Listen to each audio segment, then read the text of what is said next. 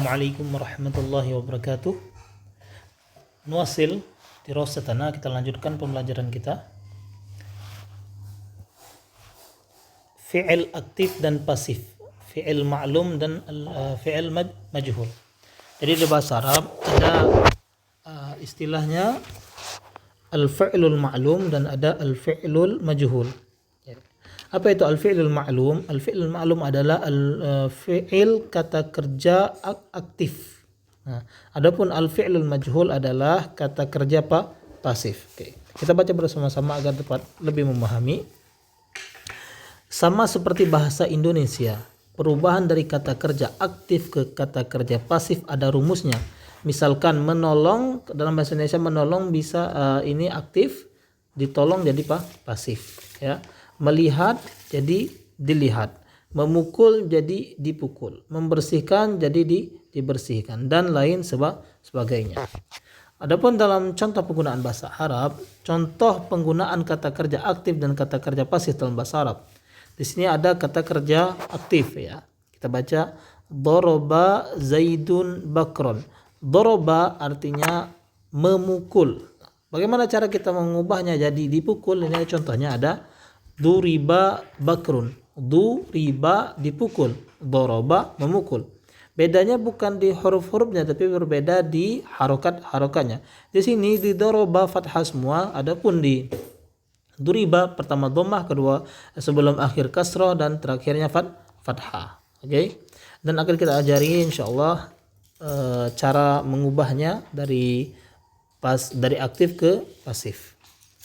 Kita lanjut membaca. Satu hal yang perlu dicatat, dalam kaidah bahasa Arab, kalimat pasif tidak boleh memunculkan subjek pelaku karena fungsi kalimat pasif dalam bahasa Arab adalah untuk menyembunyikan atau tidak menyebut pelaku, baik karena ini ada sebab-sebabnya, karena pelakunya sudah diketahui atau karena pelakunya memang tidak diketahui maupun pelakunya sengaja disembunyikan. Intinya subjek pada kalimat pasif dalam bahasa Arab itu tidak dimunculkan sebagaimana di contoh sini, contoh yang kita baca, ya.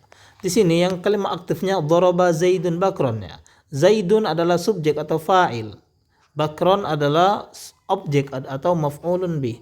Adapun kalau sudah diubah kalimat daraba jadi duriba yang awalnya artinya memukul jadi dipukul, jadi subjeknya hilang. Oleh karenanya di sini disebut duriba bakrun, bukan duriba Zaidun bakrun, ya. Zaidnya hilang, subjeknya hilang karena memang tidak boleh dimunculkan seperti itu. Oke, kita lanjut atau ana berikan contoh yang lain di sini. Akala artinya makan.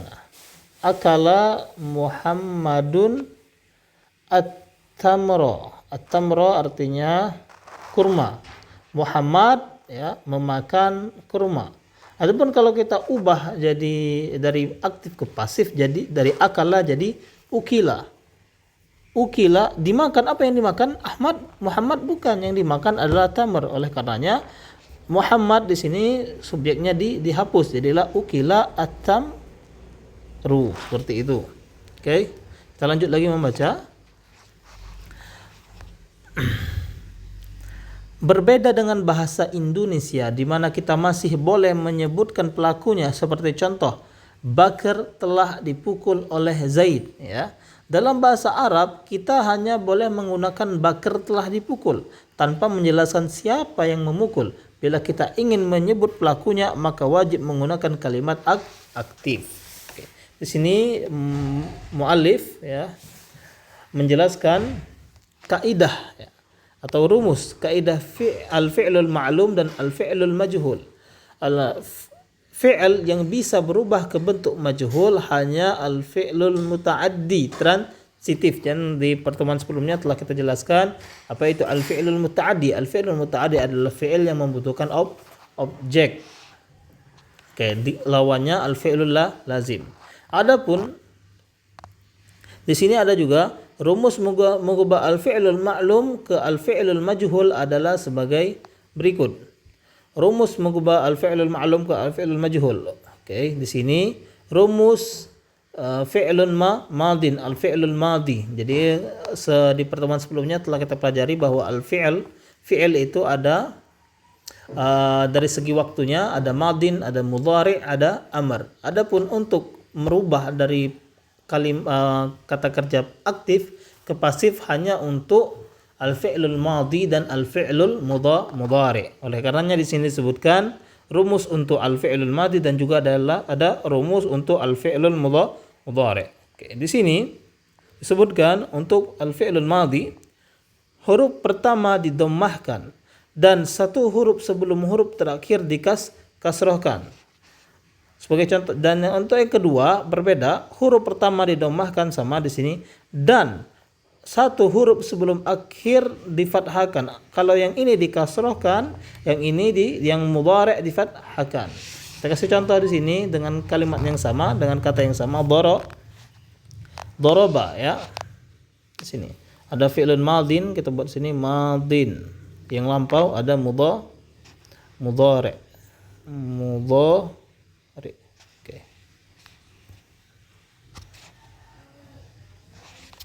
Madin di sini kita buat doroba. Doroba mudhari'nya yadribu. Artinya memukul ya. Doroba dia telah memukul. Kaidahnya huruf pertama didommah sebelum akhir dikasroh untuk al-fi'lul madhi. Jadi dari doroba awalnya do fathah kita buat dhammah ya.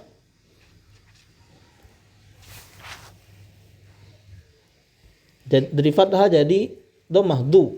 Sebelum akhir adalah huruf ro ya. Ba huruf akhir sebelum akhir ro. Di sini fathah kita ubah jadi kasrah. Du ri. Adapun huruf terakhir dia tetap pada asalnya yang fathah. Jadi yang diubah huruf pertama dan huruf sebelum akhir. Adapun untuk al-fi'lul mudhari' ya, huruf pertama dari yadribu. Ini aktif ya. Pasifnya kita buat yadribu. Di sini kita buat dari fathah dia harus didommah jadi yud ya. Sebelum akhir huruf ro. Huruf ro di sini awalnya yadribu awalnya kasrah, dia diubah jadi fathah. Jadilah yadrabu. Adapun huruf terakhir bu dhammah tetap jadi dhammah. Jadi yang diubah cuman huruf pertama dan sebelum akhir. Huruf pertama dijadikan dhammah, adapun huruf sebelum akhir untuk madin jadi kasrah, untuk mudhari' jadi fathah seperti itu. Adapun untuk kata-kata yang memang dia lebih dari 3 kata ya, bisa kita buat di sini contohnya istaghfara. Kita tulis istaghfara.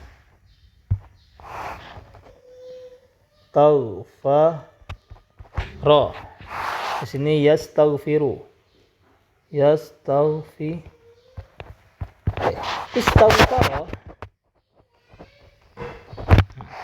Caranya tidak cukup dengan kaidah pertama ya.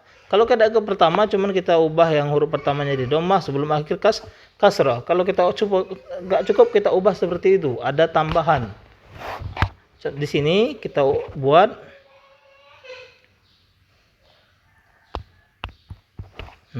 di awalnya di dhammah benar ya.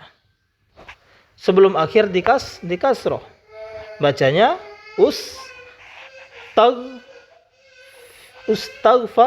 ustaghfi. Enggak gitu. Jadi caranya ya, huruf pertama memang di dhammah dan huruf berharokat atau huruf hidup ya, kecuali sukun yang mati, huruf hidup setelah huruf pertama itu harus didommahkan juga. Di sini yang hidup ada ta. Harus kita dommahkan jadilah tu ya. Huruf sin dan ghain tetap pada asalnya sakinah seperti bagian di sini diaktif. Nah, adapun sebelum akhir di kasrah. Ustughfira. Jadi yang berubah huruf pertama ya, dan huruf yang hidup setelah huruf pertama. Adapun huruf sebelum akhir tetap dikasrahkan. Atau kita buat lagi contoh di sini tasallama ya. Tasallama. Kita ubah jadi pasif. Huruf pertama dari ta kita ubah jadi tu. Kayak doma. Dan huruf sebelum akhirnya huruf lam ya. Huruf sebelum akhir huruf lam. Ini di sini tasallama. Oke, harus diubah jadi kasroh ya, jadi li. Sedangkan huruf terakhirnya tetap, dan di antara dua huruf ini, huruf pertama dan huruf sebelum akhir ada huruf yang hidup, ada huruf sin. Dan huruf sin ini harus kita dommahkan juga seperti huruf pertama, jadilah tusullima. Adapun untuk al-mudhari' di sini kita buat yastaghfiru. Dia kaidahnya sama dengan yang hurufnya 3 ya. Yastaghfiru jadi mudah. Huruf pertama kita dommahkan yu, dari ya jadi yu, yus dan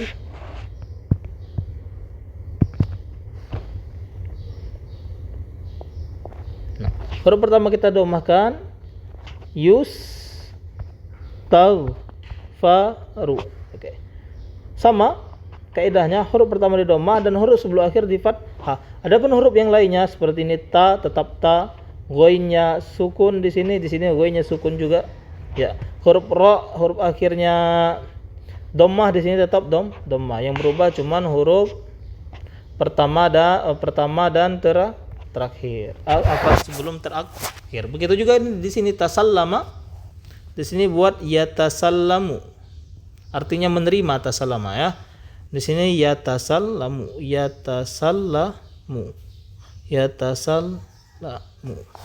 Kita buat di sini. Jadi yutasallamu. Awalnya dari fathah kita dhammah, sebelum akhir dia fathah. Oke, karena sebelum akhir harus di fathah, ini sudah fathah jadi enggak diubah ya. Yutasallamu. Tetap pada kaidah yang pertama. Adapun kalau hurufnya itu di tengahnya huruf ada huruf illah. Apa itu huruf illah? Huruf illah itu ada al-huruful illah. Insyaallah besok kita pelajari di sini al-huruful illah.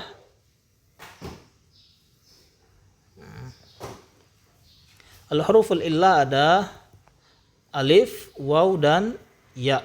Oke, alif, waw dan ya. Contoh seperti qala ya. Qala artinya berkata untuk fi'il madhi. Di sini ada huruf illahnya sebelum akhir. Sebelum akhir huruf illah. Bagaimana mengubahnya dari sukun ke kasrah? Enggak bisa karena huruf alif dia tidak menerima harokat. Alif tidak menerima harokat.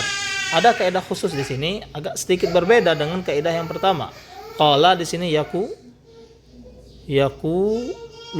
Jadi qala cara mengubahnya dari aktif, qala dia berkata jadi dikatakan ya.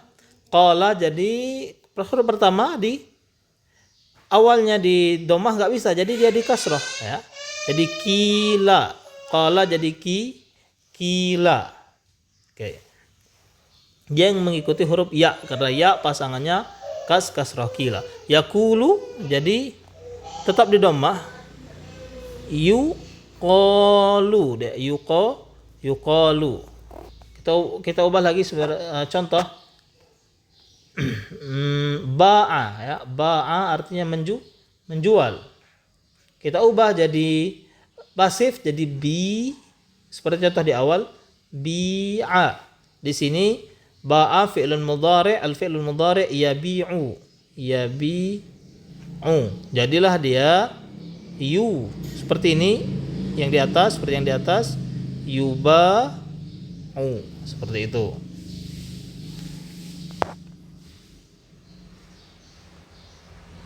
Oke. Adapun kalimat mata artinya telah mati. Apakah bisa kita buat menjadi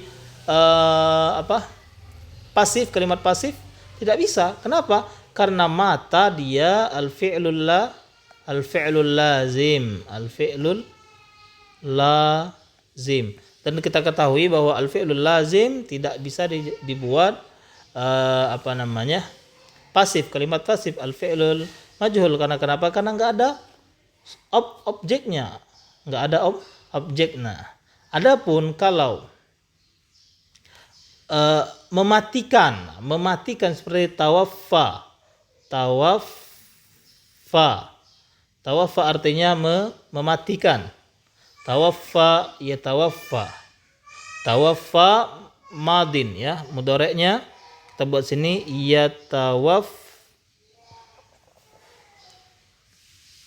yatawaffa. Oke, bagaimana mengubahnya? Contoh tawaffallahu bakron. Allah Subhanahu wa taala mewafatkan bakron. Kita ubah jadi di sini tuwfiya. Jadi tuwfiya.